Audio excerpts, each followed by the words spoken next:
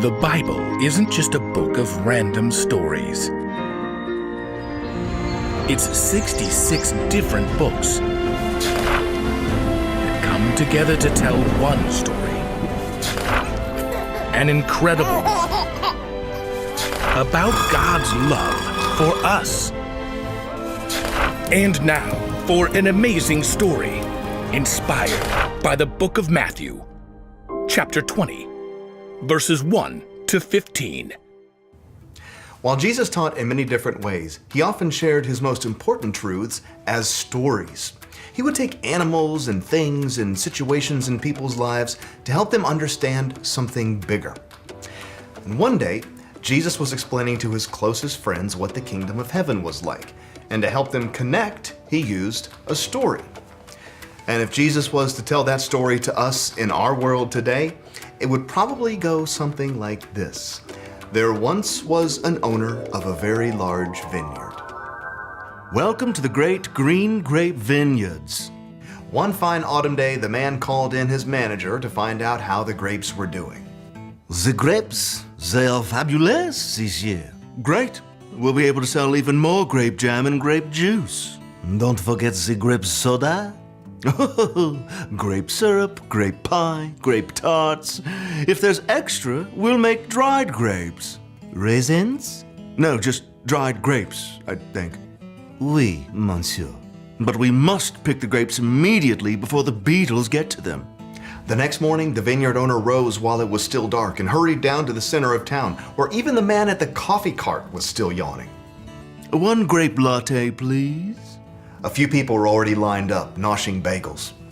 Are you looking for work? Well, yes, sir. We're raring to go. How much do you pay? $100 for the day. Well, spiffy. Let's get on with it. The owner led the workers back to his vineyard. Baskets, hats. Don't squash the grapes. What's that? Grape beetles. Gotta work fast. The vineyard owner wanted to be sure that the beetles didn't have time to ruin his precious grape harvest. So at 9 o'clock, he returned to the center of town again and found some people still lined up. You come pick grapes for me, I'll pay you well. Good deal. Let's go. Eager to stay ahead of the nibbling beetles, the vineyard owner went back to the center of town again under the noonday sun, and there were still quite a few workers standing around. Come, help out in my vineyard. And he returned again at 3 o'clock. Need some more grape pickers, you in? The blazing sun beat down as the vineyard owner added the new workers to his crew. One of the workers who had been there since dawn wiped sweat from his brow as he took a chug of water. Showing up for work in the afternoon, eh? That's just lazy. Can't get ahead like that. The first workers returned to picking grapes, filling basket after basket, but the beetles attacked the vines with equal drive. This won't do. Even though it was already 5 o'clock, the vineyard owner returned to town once more and found people still standing around, sipping espressos and looking bored. I hope that's decaf or you'll be up all night. Why have you just been standing here all day? No one, hired us. I'll hire you. Come work in my vineyard. For the final hour of the workday, everyone pitched in. As the last baskets of grapes were brought up, the owner called to his manager. Just look at these beautiful grapes, all safely harvested. Stayed ahead of the beetles the whole way. The workers, they need to be paid. Then pay them.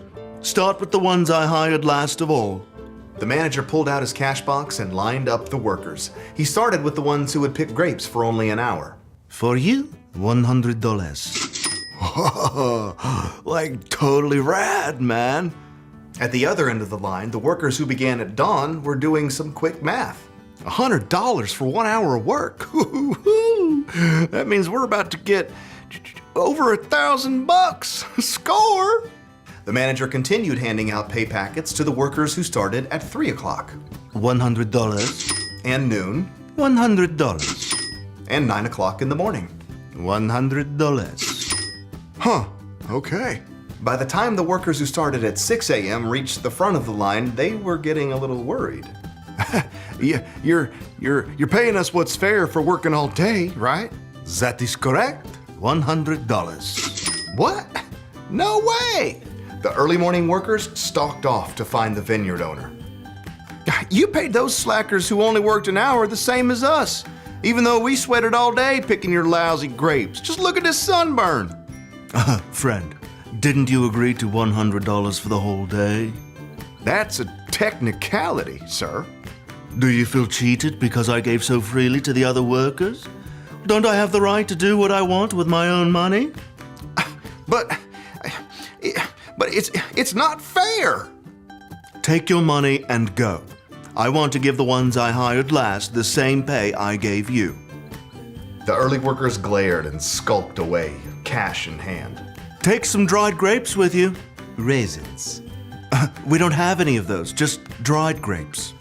Jesus finished his story and looked directly at his closest friends. So those who are last will be first, and those who are first will be last. The story made it clear. God gives freely to everyone.